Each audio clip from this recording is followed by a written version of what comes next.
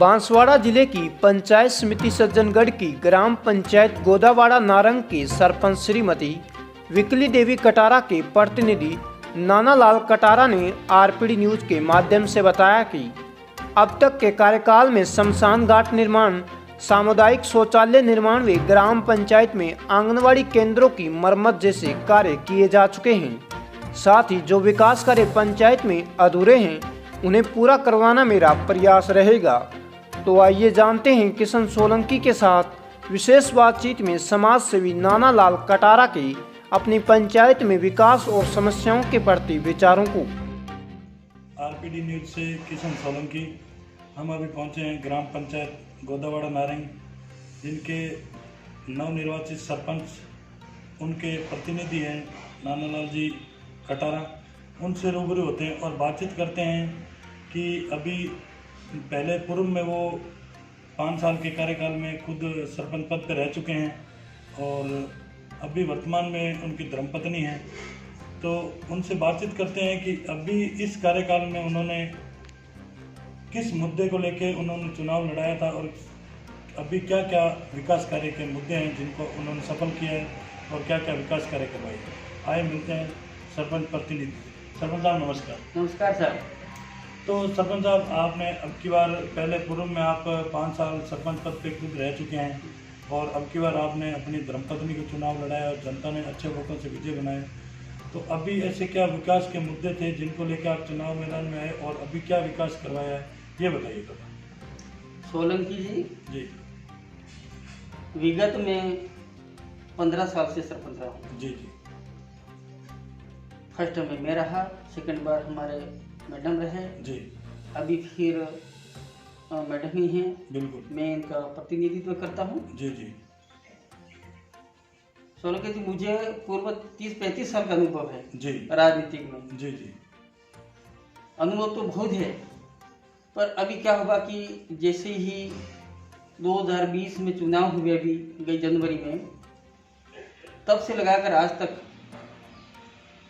हम एक ये कोरोना करके एक बीमारी के इस महामारी में हमारे जो विकास के कार्य होने थे वो समय पर नहीं हो रहे हैं जी। क्योंकि सरकार पूर्व की भांति जो हमारा बजट आना था वो बजट समय पर नहीं आ रहा है जी। इसके बावजूद भी हम हमारे विवेक से काम कर रहे हैं जी। तो अभी सर, जैसे आपने बताया है कि हमारे देश में ये कोरोना जैसी महामारी आई है, इस कोरोना जैसी महामारी के चलते समय हम काम बराबर ग्राम पंचायत में नहीं कर पा रहे हैं और बजट भी नहीं आ रहा है। तो सर, अभी जैसे नरेगा वगैरह चल रही है, तो इसके तहत आपने क्या क्या करवाया है? जी सर, नरेगा में हमने विगत अभी साल 13-14 महीने में जी हमारे जो सामान्य का जो फंड आता है उसमें पैसा बहुत कमाया है। नरेगा का काम हम जैसे यथावत पहले करते वैसे ही कर रहे हैं जी। क्योंकि इसका बजट अभी नहीं आया है। जी। हम इस आस में बैठे कि बजट आएगा। नरेगा की ऐसी योजना है, समय पे पैसा नहीं आता, पर हम काम की लालच में जी। जनता को रिझाने के लिए, जनता को अपने आप में खुश रखने के लिए हमें ये काम करना पड़ता है। बिल्कुल बिल्कुल। और इससे जनता को रोजगार भी मिल रहा है। जनता को रोजगार मिलता है जी। आज भी हमारी पंचायत में नरेगा के 8 गांव में काम चल रहे हैं, जिसमें करीब 800 लेबर के समथिंग काम कर रहे हैं। जी जी। इनका रोजगार बराबर चल रहा है, समय पे पेमेंट हो जाता है। लेकिन जो मटेरियल वे में पैसा आता है, बिल्कुल बिल्कुल। वो पैसा विगत साल भर से पंचायतों में कहीं भी आया नहीं। जी। हो सकता है ये स्थिति पूरे राजस्थान में होगी, मुझे इस समय पूरी जानकारी नहीं है। जी। तो हमारे यहाँ पंचायत समिति सज्जनगढ़ इस प्रकार का भी पैसा, नरेगा का भी जो मटेरियल का पैसा नहीं आ रहा। जी। मेरे पास कुछ सामान्य बजट्स का कुछ पैसा था, कुछ आया था।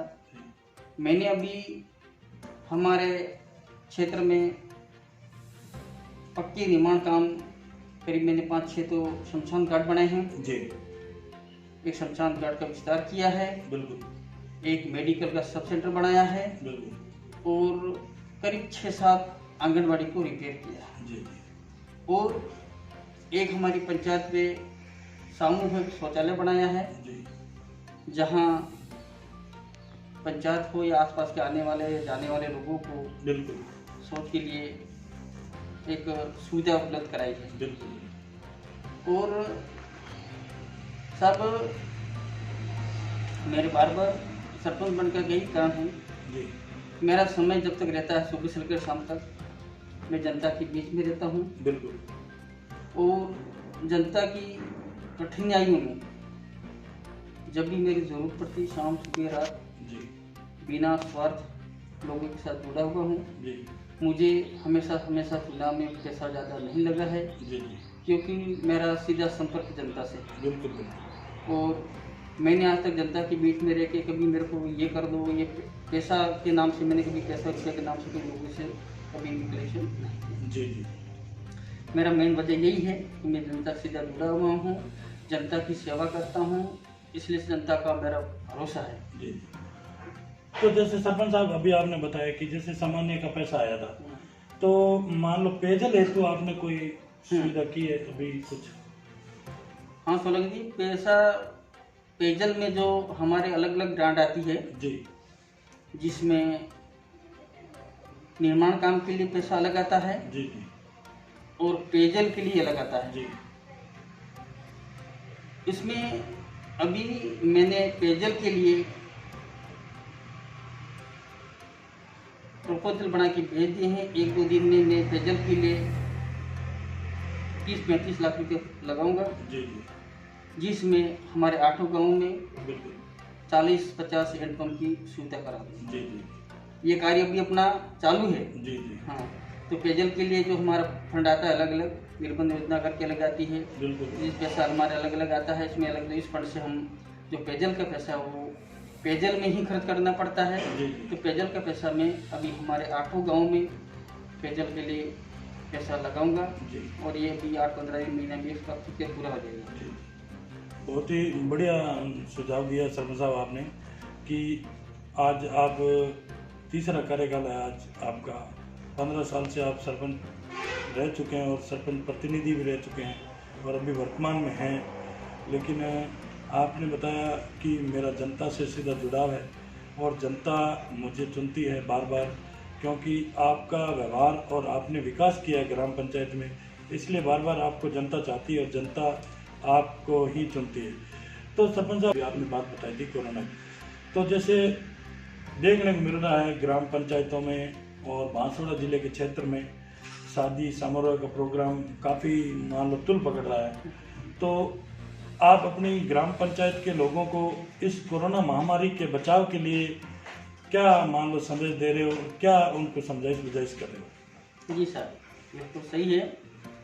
ये बीमारी बहुत इस एरिया में क्या पूरे राजस्थान भारत में बहुत जोर से पकड़ रही है। बिल्कुल, इसका जोर इस साल ज़्यादा है जी।